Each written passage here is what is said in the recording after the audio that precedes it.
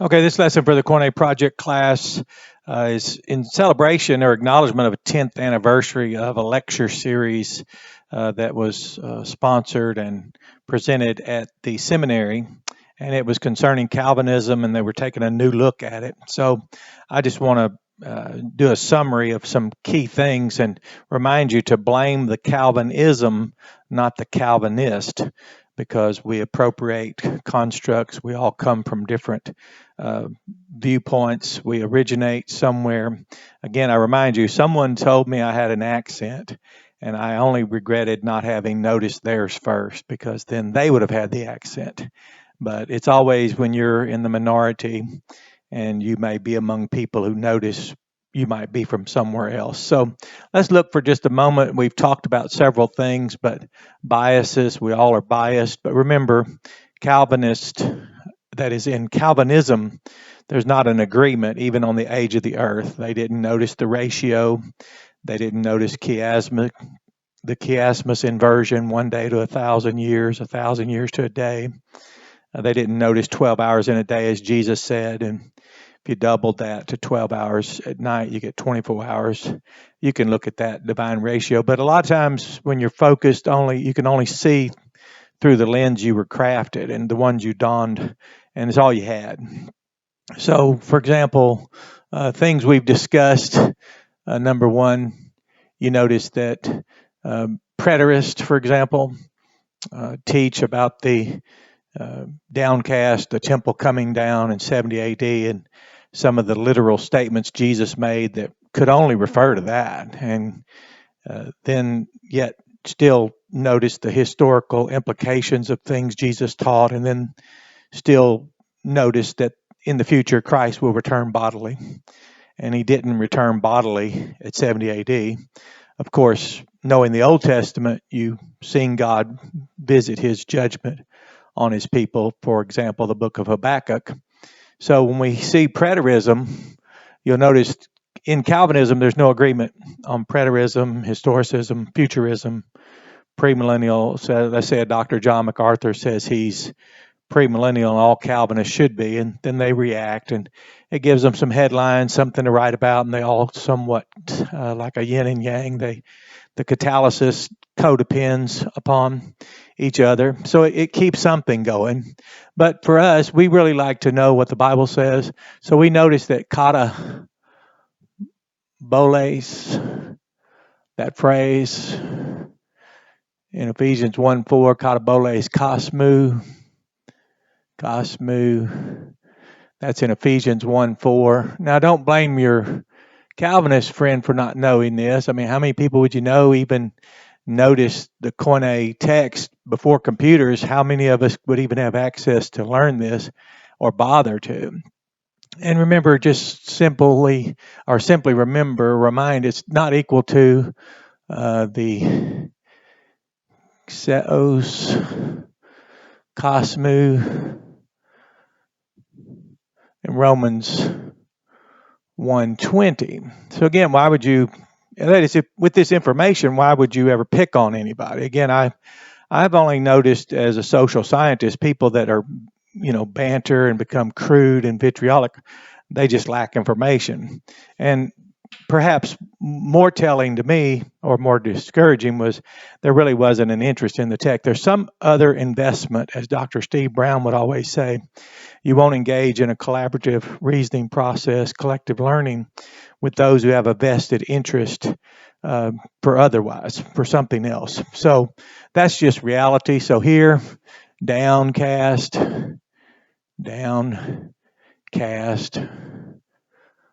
of a kind of order. We know what kind it was. Kind of order included all of that Judaizer system, that temple that had been weaponized against God's people, merchandised men, commercialized Christ. A great indictment was made about that. And then this is creation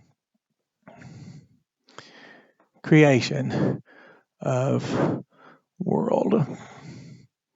So you can compare those, but remember, that's just something that they wouldn't notice. Again, according to inflectional morphemes, kind of action, where if it's a noun, it would tell you if it's a nominative, genitive, ablative, locative, instrumental, dative, accusative.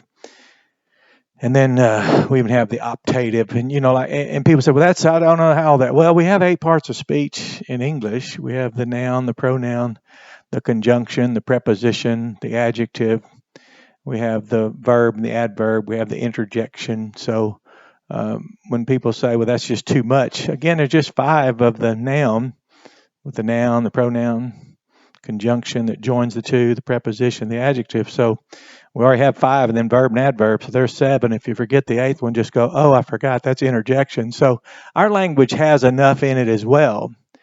But when we talk about inflectional morphemes, we also have with our verbs, we have tense, mood, voice, person, and number. So why would you pick on someone that doesn't even, that is, it doesn't mean they didn't study grammar, but they're not using it. There's things we may have learned somewhere in the past. For example, a negative externality. Our economics professor said he would give us extra credit if someone remembered what it was. And I answered the question, said negative externality. And I got the credit, but he talked about how little we would know years from now. Well, if you don't engage it, use it, and that's the whole point. So we noticed here that there's present tense, which is continuous action, as such as believing. And then there was puncture action, simple action, believe. So if someone says, well, that's just not that simple. Well, it's between believe. You remember regeneration is between believe. Here it is right here. So you have regeneration. It's between believe, simple action, and believing. Now, why would they be a disagreement with you if they've never studied this, never noticed it, never evaluated? Well, just answer the question. I've asked, and I'll ask you all in this class especially, you're not studying to go out and argue with people who haven't, because it wouldn't be worth it. You can argue now without studying. You can go ahead and go on YouTube and find people who wouldn't even know the difference between the antipretonic tone vowel or the hifil or hafal stem or causal agency. Okay, but they're already engaged in what they want to do. It's a social, much of it's social. It has whatever that is for people. And then, of course, you remember free will. There are people out there, some, I guess, some Calvinists say they believe in it. Again, I don't know what that means. Others are against it. You remember that? They really frown on it and all that. But it's really, I just mentioned it, the hifil and hafal. Those are the causal, active, causal, passive stems, which literally in the active, it's you cause you. And for example, there's text all the way back to Exodus where they might cause themselves to believe, exercise their free will. John 20:31. I'll write it here. John 20:31. The miracles all the way to the New Testament, the signs Jesus did were written and remain on record. So they're scripted miracles. We have the scripted miracles of the Old Testament. In both cases, they are provided to be causal, that is, persuasive in causing people. You get it? They were persuasive, so we cause ourselves. You cause you. Antecedent to this is a person. So the conclusion is free will, whatever that is, since there's so many now, sub 1 or sub 2, whatever, ... does not cause, and nor does whatever bound will is. You remember it's bound or free. Bound will does not prevent. Does not prevent you to cause yourself to believe. And when the Bible says we're persuaded by the gospel. That's the gospel of the grace of God. There are those who negate persuasion. But how would, again, blame the Calvinism, not the Calvinist. So if you're not careful, you'll have a ill disposition that indicates a lack of study and a lack of character, because compassion is an inner guiding disposition that leads one to help another. So I want to help people, and the ones that are helped are the ones who want the help, who want to understand it. For example, how many Calvinists would know patho is results in pistis, faith. This is to persuade. This is the verb, to persuade. Or as I should have correctly said, be persuading. That's the present tense form, primary active, be persuading. So who would know that? I mean, most of us just know believe or disbelieve, and we know that. So when you start going through this, again, when you hear, we'll just look here. For example, genao does not equal sozo. Now, there are categories, and there's a high Calvinist that said this is subsequent to this. This is fathered, and this is saved or delivered and begotten. Well, when you come to a text, for example, where people argue about ek lego, reason out, which is the word elect, reason out from, and then you could have to answer or get to answer, out from what? For example, we noticed out from the called in the life of Christ. He, here on earth, called his disciples unto him and then reasoned away 12 from them. So I'm not sure how a person would be otherwise. But you notice eklego, there's also another word, ireo. It's the verb from which we get heresy, which is a transliteration. Hereo, prefer. And so this doesn't equal that. And yet, if you go to Thessalonians, preferred you unto salvation, well, unless, and again, Calvinism discourages you to look those words up. Now, I don't mean, and I don't want to commit the reification fallacy. Calvinism is a construct, but being primed by it, it's why our biases are showing. So sometimes I can notice before the person that their biases are being indicated and are influencing the conversation. As Dr. Roger Copeland said, once you're primed according to one of these, let's say like a lens you have crafted for you, everything you see will be skewed by that. So again, you won't notice, Calvinism won't encourage a person who's primed according to it and use it to answer all their questions. Obviously, it doesn't work for creation. It doesn't work for eschatology. It doesn't work for ecclesiology, because when you start arguing about the reign of Christ, the Bible says specifically that he conducts in his churches a circumscribed manner of conduct. He reigns upon his people. In the Great Commission, it says every authority in heaven and upon the earth. Epi, it's a contact word.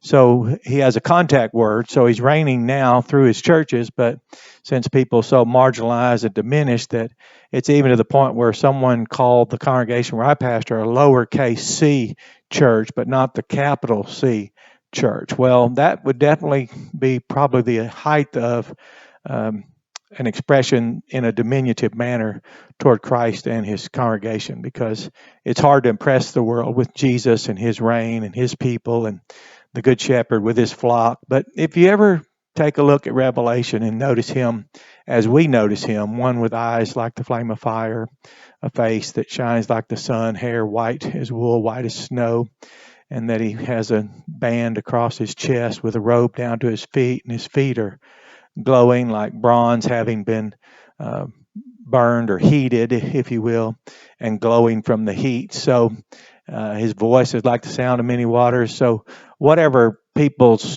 tiny view of Jesus is will also be indicated when they speak in a diminutive or they speak according to the Bible about his church. So if you have a low view of Christ, you'll have a low view of his congregation, a low view of his reign, just as they did while he was here on the earth. So that's another story. But here's enough right here. Like I said, I wouldn't blame Calvinist. I'd blame Calvinism, and this is how we were trained in the seminary. But when you don't notice things, you want to argue about free will, but you don't define it, which how could they?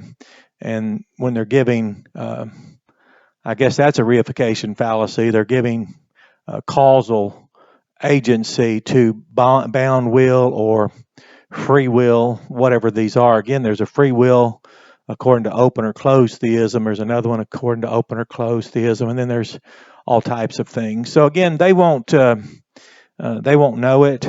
For example, living theism. Someone was trying to make their categoria, which is the Koine term for accusation, trying to say something. If you start talking about theism and they'll say you're open or closed. Well, living God is taught from the Torah to the Revelation. So again, they aren't prepared to use Bible categories. They aren't prepared to notice when they talk about total hereditary depravity, for example, and I'll end on that one, number 7. Let's say Matthew 7:11. I've covered it before. 7:11. So it's the depravity of the total man.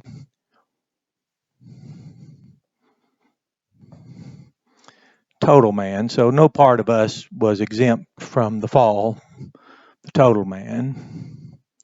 And then if you want a lexical definition, which they won't have that, okay? They won't notice poneros, where Jesus said, you being evil ones, while being evil men, literally, you all have noticed and continue to notice how to give good gifts to your children. So that's missing. They can say the term, maybe they can throw in hereditary or whatever and get into federal or whatever. What are they going to do? But you remember, this is what happens when you're primed first. But what else could we be?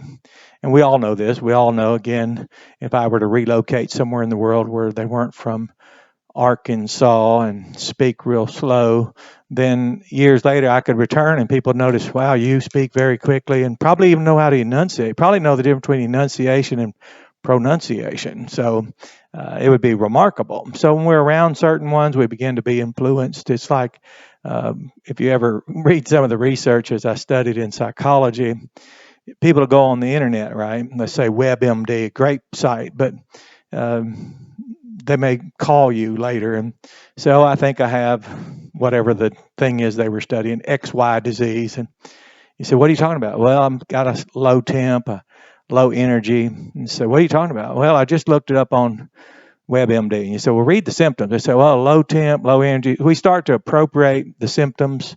It's called psychosomatic symptoms, where our body starts, our mind. So when we get into constructs, you can almost find yourself hearing someone really give a fervent, emoting, outwardly argument or declaration. And I remember amening people in the seminary chapel services, and another student might lean over and say, he's a post-tribber. And that's when I would have known what that was. But they might picked up on whatever. But I was too busy going along with the point they were making, that, we better get ready in this world. We might be here as late as the year 2000. We may be here, and all this is going on. Of course, we're now past 2000, so I don't know if we could go back. If we could find those men, they're not living any longer. But if they were, it would be interesting, knowing what I know now. In some ways, it would be disheartening, because I might be missing their bigger point, which is true. We should be ready for hardships in this life, and we should be understanding, because I'm living in a world today, I was taught that first it would never exist, and if it did, we'd never be here. So you have a blessed day, but remember, blame the Calvinism, not the Calvinist, okay? Because all of us, to some extent or another, are primed according to things that are said rather than that which is written.